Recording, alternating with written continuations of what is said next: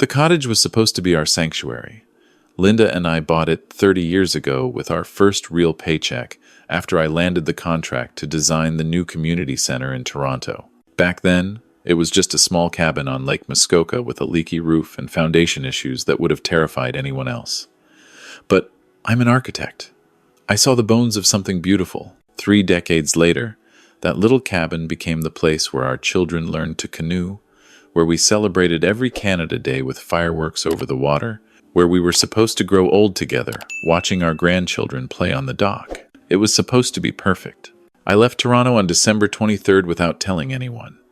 Linda thought I wasn't coming up until Christmas Eve because of a last-minute client meeting, but I'd wrapped that up 2 days early. I wanted to surprise her. Maybe light a fire in the stone fireplace I'd built with my own hands, open a bottle of the Niagara ice wine we'd been saving, watch the snow fall over the frozen lake. 58 isn't old. Despite what some people think, I can still split firewood and shovel the driveway and drive 3 hours in winter conditions without needing a nap afterwards. The snow was coming down heavy as I turned onto the private road leading to our property. I'd put snow tires on the truck back in November like I always do. The radio was playing Christmas carols. I was thinking about how Linda's face would light up when I walked through that door early, maybe already wearing the ridiculous reindeer sweater she'd bought me last year that I pretended to hate but secretly loved because it made her laugh. I pulled into the driveway and immediately noticed 3 vehicles I didn't recognize. A black Mercedes SUV with dealer plates, a silver Audi, and Angela's car, which shouldn't have been a surprise since she and her husband Blake were supposed to arrive today, but something about seeing it there made my stomach tighten. The front door was unlocked. Not unusual for the cottage, but Linda always locked it when she was alone. Always. I'd installed a new deadbolt just last summer, after there were break-ins at 2 other cottages down the road. I stepped inside quietly, shaking snow off my boots. The house was warm. Too warm. The thermostat was set to 25 degrees, which Linda never did because she was always conscious of the hydro bill. I could hear voices coming from deeper in the house. Multiple voices. I started to call out, then stopped. Something felt wrong. I moved through the hallway, past the photos of our children at every age. Angela, at 8, gap-toothed and sunburned from a summer on the lake. Nathan, at 12, holding up his first caught bass with pride. Both of them grown now, with lives I thought I understood. The voices were coming from the master bedroom. I recognized Angela's voice first, then Blake's deeper tone, then a man's voice I didn't know. I stopped outside the door. It was cracked open just enough that I could see inside without being seen. Linda was sitting on the edge of our bed. She looked smaller than I remembered, hunched over with her hands folded in her lap. Her eyes were red from crying. Angela stood near the window, arms crossed, looking everywhere except at her mother. Blake was pacing near the dresser with his phone in his hand, and there was a stranger, a man in an expensive suit, sitting in the armchair we'd bought at an estate sale in Gravenhurst 20 years ago, holding a clipboard. "Mrs. Martinez," the stranger was saying in that careful, condescending tone people use when they think you're stupid. "I know this is difficult, but you have to understand, the episodes are getting more frequent. Last week you forgot to turn off the stove. The week before that, you couldn't remember your daughter's phone number." "I remembered to turn off the stove," Linda said quietly. Her voice was shaking. "I always check the stove before I leave the kitchen. Always. And I know Angela's number. I've known it for 32 years. "Mom," Angela said, and there was something in her voice that made my chest tighten. "Dr. Patterson is trying to help. We all are. Dad's working constantly. He's never home. He doesn't see what we see." Dr. Patterson. I didn't know any Dr. Patterson. Linda's doctor was Dr. Sarah Chen in Bracebridge. She'd been treating both of us for 15 years. "The assessment results are quite clear," this Patterson character continued. "Early-stage dementia with episodes of confusion and memory loss. You need full-time care, Mrs. Martinez. Proper supervision. Your husband is what, 58? He can't manage this alone while maintaining his career. And this cottage, isolated, no neighbors for half a kilometer, What if you had a fall? What if you wandered outside in winter? I would never, Linda started. You don't remember doing lots of things lately, Mum? Angela interrupted. Her voice was sharp, almost cruel. This wasn't my daughter. My Angela was kind, was gentle, was the little girl who used to bandage injured birds and cry over sad commercials. That's what dementia does. That's why Blake and I have been looking into options. There's a lovely facility in Barrie. Memory care specialists. Activities. You'd have friends, medical staff on site 24 hours. Blake finally spoke up. We've actually already had a preliminary assessment done on the cottage. The real estate market in Muskoka is strong right now. With your house in Toronto and this property, there would be more than enough to cover top-tier care for both of you eventually, plus pay off some outstanding debts. Our debts, he said, our debts. The cottage? Linda whispered. You want to sell the cottage? It's just a building, Mum, Angela said, but her voice wavered. You'll have new memories, better care. Dad will understand. He's practical. He'll see that this makes sense. I'd heard enough. I pushed the door open. 4 heads turned towards me. Linda's face flooded with relief and hope and something that looked like rescue. Angela went pale. Blake's expression shifted through surprise, annoyance, and then settled on fake cheerfulness. The stranger, this doctor, Patterson, simply looked irritated at the interruption. Well, I said, keeping my voice level even though my hands were shaking with rage. This is quite the welcome party. Dad, Angela started. We weren't expecting you until tomorrow. Clearly. I looked at Linda. How are you feeling, love? I'm fine, she said, immediately, sitting up straighter. I keep telling them I'm fine, but they won't listen. I turned to the stranger. Dr. Patterson, is it? I don't believe we've met. Which practice are you with? He stood, extending a hand I didn't take. Dr. Richard Patterson. I'm with the Geriatric Assessment Center in Barrie. Your daughter reached out to us several weeks ago with concerns about your wife's cognitive decline. Interesting. Because my wife's actual doctor, Dr. Chen, just gave her a full physical 3 weeks ago. Clean bill of health. No mention of dementia, early stage or otherwise. I was there, in the room. Are you suggesting Dr. Chen, who's been practicing family medicine for 25 years, somehow missed a major neurological condition? Dr. Patterson's smile tightened. Family physicians often aren't equipped to catch the subtle early signs. That's why specialist assessment is so important. And what medical school did you attend? I'm sorry?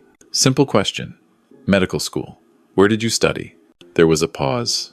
Too long. University of Toronto, he finally said. What year?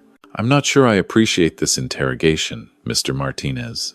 And I'm not sure I appreciate a stranger telling my wife she has a disease she doesn't have while my daughter plans to sell our home out from under us. I pulled out my phone. Why don't I give the College of Physicians and Surgeons a quick call? They keep a registry of all licensed doctors in Ontario. We can verify your credentials right now. Blake moved forward. David, let's all just calm down. I am calm, Blake. Remarkably calm, considering I just drove 3 hours through a snowstorm to find my wife in tears while strangers discuss stealing everything we've built. I looked at Angela. What's really going on here? My daughter's eyes filled with tears, but they looked wrong, calculated. We're trying to help. Mum is sick, Dad. She forgets things. She gets confused.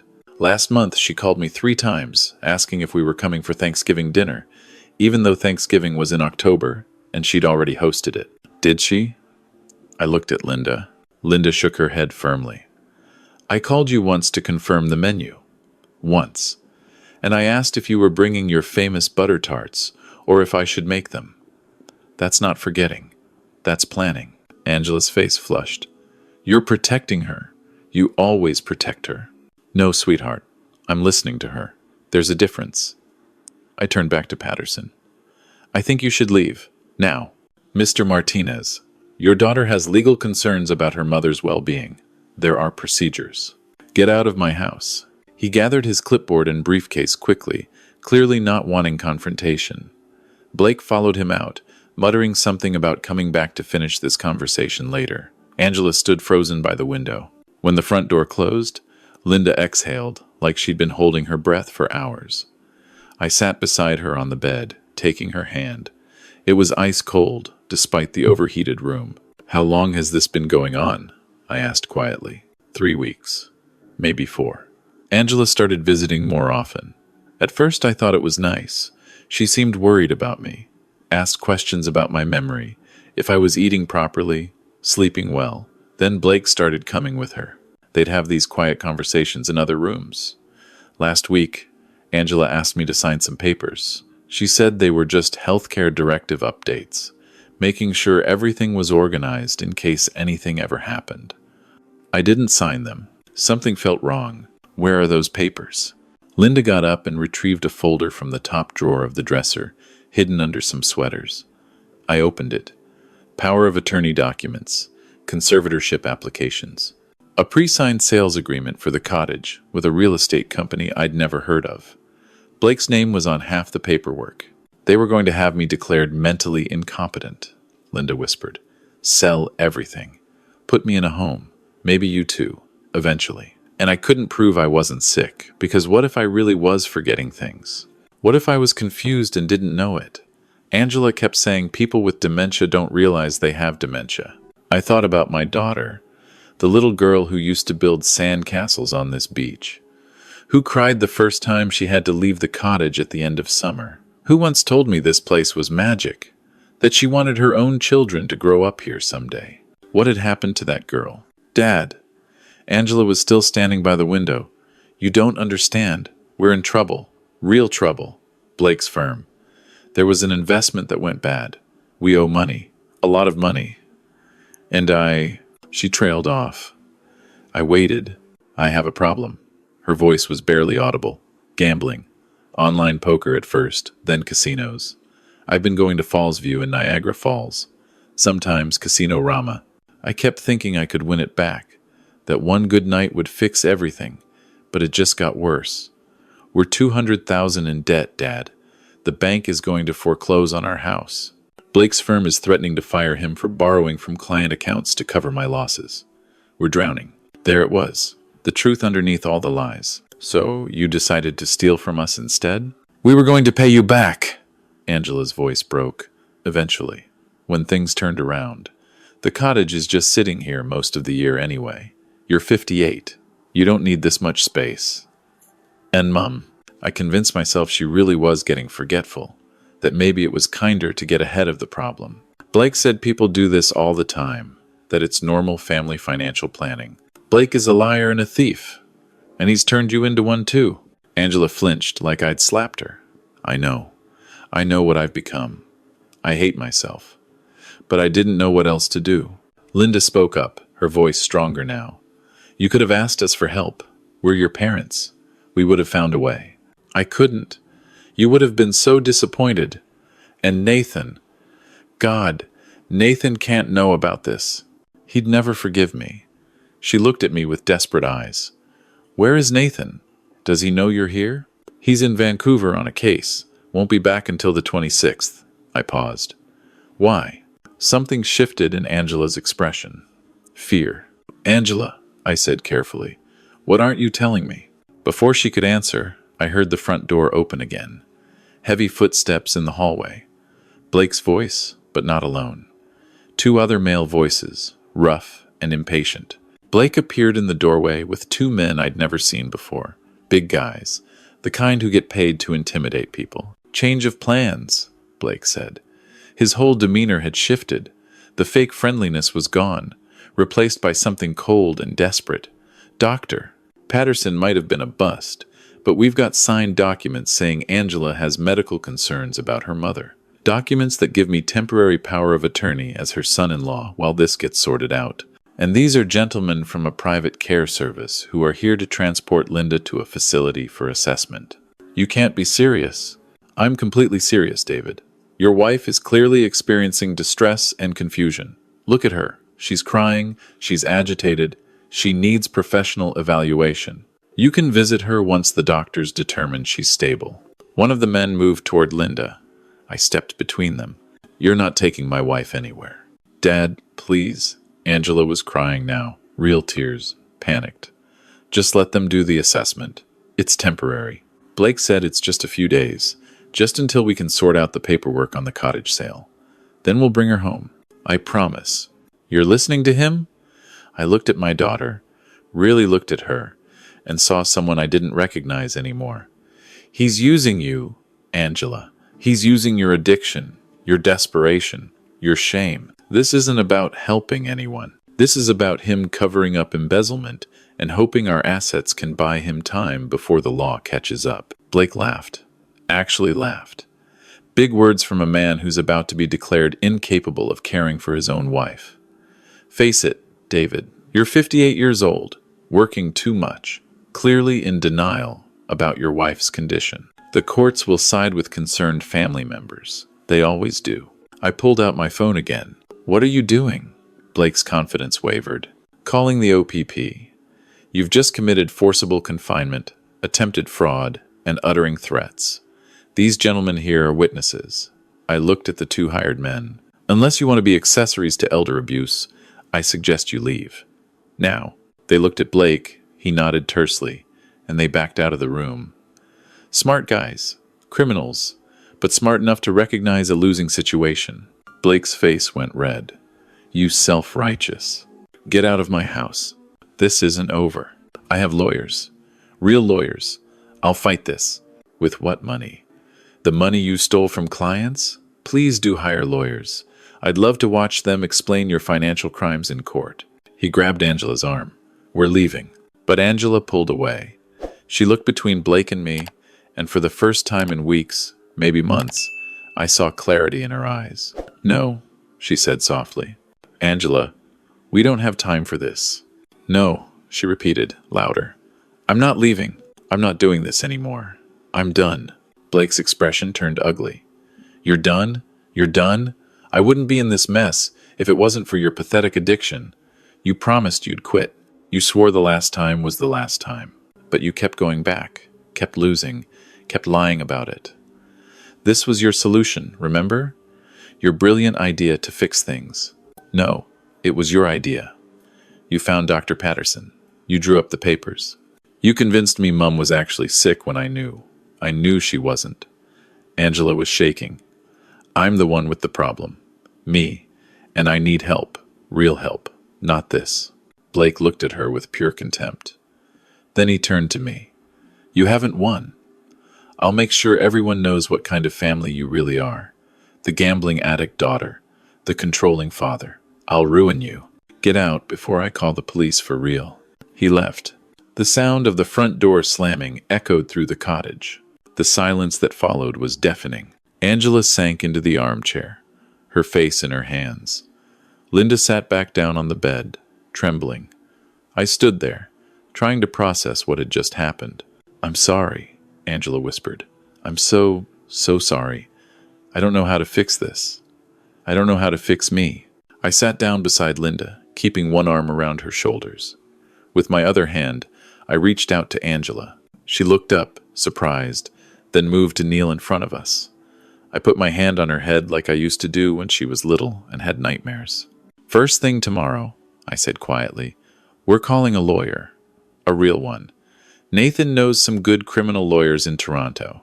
We're going to make sure Blake faces consequences for what he tried to do here. He'll drag me down with him, Angela said. I signed some of those documents too. Then you'll face consequences too. But honest ones. And we'll be there with you. Your mother and I. Every step. You should hate me. Linda reached down and lifted Angela's face. You're our daughter. We're angry, we're hurt, we're disappointed. But we don't hate you. We could never hate you. I need help, Mom. Professional help. I've been lying to myself for months, maybe years, about how bad things got. I need rehab. Real rehab. Then that's where we'll start, I said. We sat there together on the floor of the bedroom, in the cottage that had seen so many better days, and I thought about how close we'd come to losing everything. Not the building, not the property, but each other. Later that night, after Angela had gone to sleep in her old room, Linda and I sat by the fireplace I'd built 30 years ago. The ice wine remained unopened. Neither of us felt like celebrating. I was so scared, Linda admitted. When Angela started saying I was forgetting things, I began to doubt myself, started wondering if I really was sick, and just didn't know it. That's the cruelest part, making someone question their own mind. You're not sick. You're sharp as ever. Remember last month when you caught that contractor trying to overcharge us by $3,000 for the deck repair? You'd memorized his entire quote and noticed when he tried to add materials we'd already paid for. She smiled faintly. I do remember that. And you remembered our anniversary. You remembered Nathan's birthday. You remembered to water my office plants when I was away for that conference in Montreal. People with dementia don't fake those things. I know now. But in the moment, with Angela saying it so convincingly, with that fake doctor agreeing, she shook her head. It's terrifying how easy it is to make someone doubt themselves. I pulled her closer. We need to protect ourselves better. Legally, I'm going to set up an irrevocable trust. Name Nathan as our healthcare proxy. Make sure there are proper safeguards so this can never happen again. Do you think Nathan knew? No. Nathan would have shut this down immediately. That's probably why Blake was so worried about him finding out. I paused. I need to call him. He deserves to know what his sister tried to do. Linda was quiet for a moment. Will he forgive her? Eventually. Nathan's practical, but he's not cruel. He'll see that Angela is sick, that addiction made her vulnerable to Blake's manipulation. It'll take time, but we'll rebuild. And you? Linda looked at me. Can you forgive her? I thought about my daughter, the real Angela, underneath the addiction and desperation and terrible choices. The girl who used to bring me wild flowers from the forest. Who learned carpentry from me one summer and built a birdhouse that still hung on the maple tree by the dock. Who called me last Father's Day just to say she loved me and was proud of who I'd become. She's my daughter, I said finally. I'll always love her. Forgiving her is separate from that, and it's going to take work. From both of us. But yes, eventually, I can forgive her. 3 months later, I drove back to the cottage alone. Linda was at home in Toronto, recovering from a successful hip replacement surgery that had nothing to do with age or incompetence, and everything to do with an old injury from a skiing accident in the 90s, finally catching up with her. Dr. Chen had done the surgery. Real Dr. Chen. Not fake Dr. Patterson, who turned out to not have a medical license at all, and was actually Blake's cousin doing him a favor for $5,000. Blake was in custody awaiting trial for fraud, embezzlement, and attempted elder abuse. His law firm had fired him immediately. The Law Society of Ontario had suspended his license. Angela had testified against him as part of a plea deal that would give her probation and mandatory addiction treatment instead of jail time. She was 60 days sober, living in a treatment facility in Ottawa, calling me every Sunday afternoon to talk about her recovery, her therapy, the long road ahead. The conversations were painful, honest, necessary. Nathan had flown home the day after Christmas.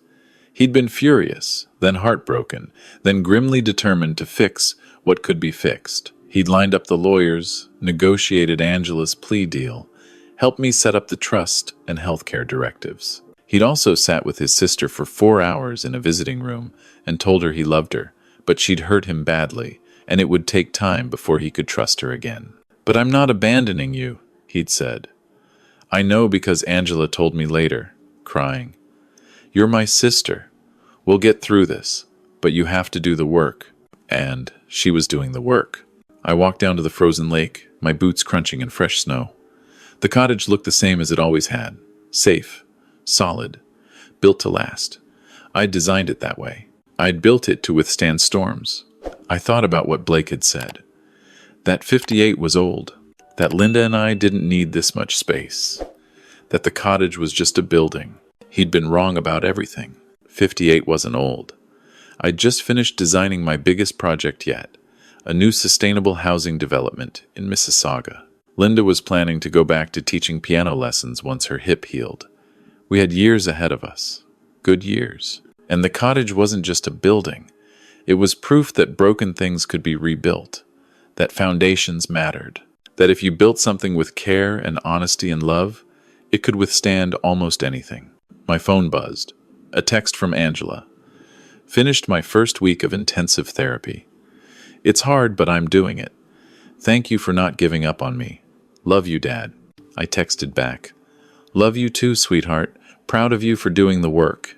Another text came through, this time from Nathan. Spoke to the Crown Attorney. Blake's taking a plea. Minimum 2 years. It's done. Justice. Slow but certain.